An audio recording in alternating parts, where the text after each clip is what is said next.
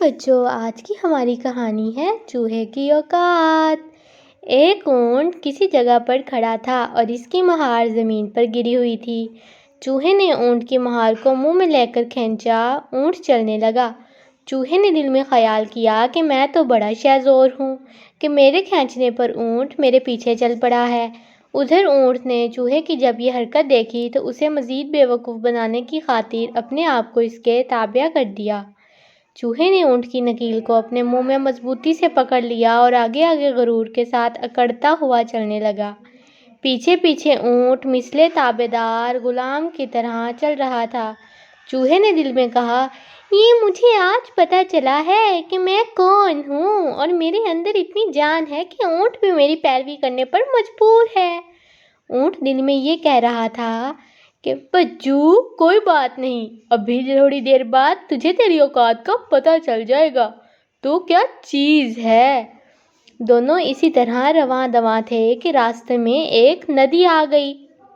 اب تو راہبر چوہے کے اوزان خطا ہو گئے اور سوچنے لگا کہ اب تک تو میں نے اس عظیم القامت جسم والے کی راہبری کی اور مجھے فخر تھا کہ ایک اونٹ میرا تابع ہو گیا ہے، مگر اب پانی میں راہبری کس طرح کروں؟ یہ سوچتے ہوئے چوہا ندی کے کنارے پر جا کر کھڑا ہو گیا۔ اونٹ نے تجاہل عارفانہ سے پوچھا، حیرانگی کیسی؟ مردانہ وار دریا کے اندر قدم رکھو، اب تم کس فکر میں ڈوبے ہوئے ہو؟ کچھ مردانگی اور جی داری کے جوہر دکھاؤ۔ تم ہمارے رہنما، چلو آگے بڑھو اور دریا میں اترو تاکہ تمہارے 14 طبق روشن ہوں۔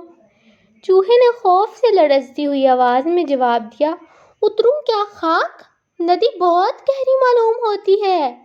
اونٹ نے کہا کہ اچھا، میں دیکھتا ہوں کہ پانی کتنا گہرا ہے۔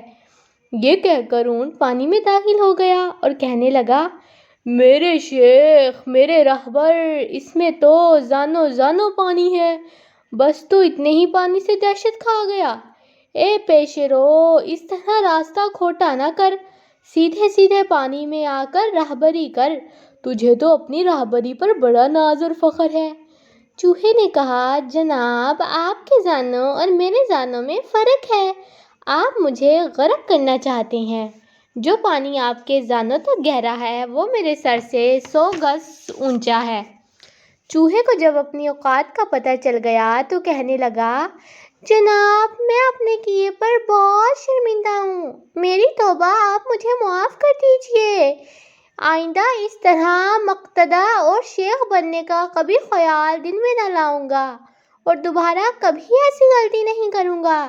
اب خدا کے لیے اس خطرناک ندی سے مجھے پار کرا دیں۔ اونٹ نے غصے میں آ کر کہا، خبردار، آئندہ اپنے اوپر ایسا گھمنڈ نہ کرنا۔ تو اپنے جیسے چوہوں میں جا کر ایسی نوابی کر، اپنی اوقات سے بڑے کے سامنے شیخی نہیں کرنی چاہیے، جتنی چادر ہو اتنے ہی پاؤں پھیلانے چاہیے۔ اونٹ کو چوہے کی توبہ اور ندامت پر رحم آ گیا۔ اس نے کہا، میرے کوہان پر آ کر بیٹھ جا، تجھ جیسے سینکڑوں چوہوں کو اپنی پیٹھ پر بٹھا کر ایسے پرخطر حالات میں بحفاظت ندی کے پار لے جا سکتا ہوں۔ یاد رکھنے کی بات یہ ہے کہ مولانا روم اس حقائق میں یہ نکتہ سمجھاتے ہیں کہ اکثر لوگ اپنی حیثیت اور قوت کے بارے میں غلط فہمیوں میں مبتلا رہتے ہیں اور اکڑے پھرتے ہیں۔